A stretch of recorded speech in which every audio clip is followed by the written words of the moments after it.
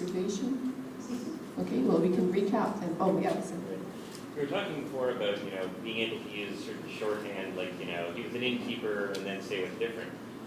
How does that work if you're doing something with which the reader's not familiar, either because it's something that's, is from the real world but obscure, that the character doesn't know about, or if it's something you made up?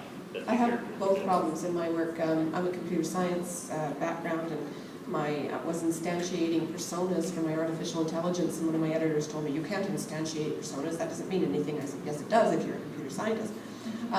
So there's science. I use science in a variety of places, and there's grammar. I've invented a grammar that, based on my study of things like Latin, but it's unique to my universe. So I had to learn how to add these things only where necessary and where they're sort of self-explanatory. So with the grammar, I only mention it when people are violating the normal rules, and then it's either an insult or an invitation to intimacy or something of that kind.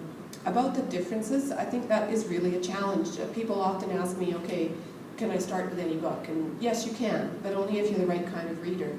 I think if people can't just go with the flow and accept that there's some difference about social norms, it's easier to start with books 1 or 2. So I think you do, if you're creating something quite different, you do get to the place where some of the differences are intrinsic to the story, and you're not, like Harry Potter's stories are like that. The rules of how the magic world and the Muggle world works. If you started in book 6, I think there are people who can do that, and there's people who can't. I think as a writer, it's very important to hold your reader's hands. You have to be aware that your reader, don't ever think poorly of them.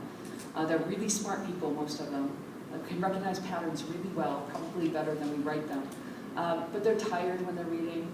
You don't pick up a book to read because you're happy, joy, and feel all excited and you're just sharp as a tack. You pick up a book to read because you're tired, because you're on a bus back and forth to work, because you're on the train back and forth to work, because you just put all 5 of your kids to bed and you have like a half an hour to relax before you go to bed. So you have to hold your reader's hands. But as long as you hold your reader's hands and you're gentle about how you introduce things, you can do anything. But you can't take shortcuts. If you're going to do something really extraordinarily different, you can't take shortcuts. The shortcuts are for the easy parts. And if you're going to take a shortcut, you have to modify it a bit, or else they'll go, oh, this is just innkeeper number 47, right? And then Terry Pratchett could just say innkeeper number 47 and it'd be awesome, right? So it depends on how you do it. But you have to play a little bit, and you have to, what you don't want is to lose your reader's interest. You don't want to make them feel stupid, and you make them feel stupid by introducing things too fast and not holding their hands well enough. So as a writer, you always have to pay attention to what you're doing to your readers.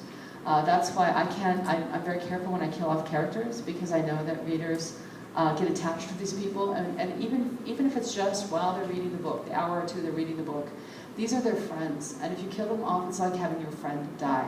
So you can't just do it like randomly, unless you're like George, in which case everybody knows that everybody you love is going to die horribly, right? Red wedding, that's all I have to say, right? Okay, But yeah, you can do whatever you want to do as long as it works. I would just caution, if you are going to do something completely outlandish, that means you can't use any of the tropes. You just have to do it one word at a time. And you can do it by, when I learned, people ask me how long does it take to write a book. I said, well, the first book took me 20 years, and now I can do one in 8 months. Part of that learning process was recognizing that I didn't have to tell the backstory of every detail that I was aware of in every moment. And so if somebody picks up a book in the middle of the series, I hope that their hands will be held sufficiently to deal with whatever is unusual about the world for that scene. And that's the only place you've got to provide a little bit of support in helping, making sure there's somebody there to contrast, to provide the abnormal perspective. But they don't have to know everything that happened in other books. So that's one of the things. It's just trying to keep a focus on. You only have to focus on what's happening. You don't have to explain everything around you. You guys are awesome. Thank you very much. Thanks.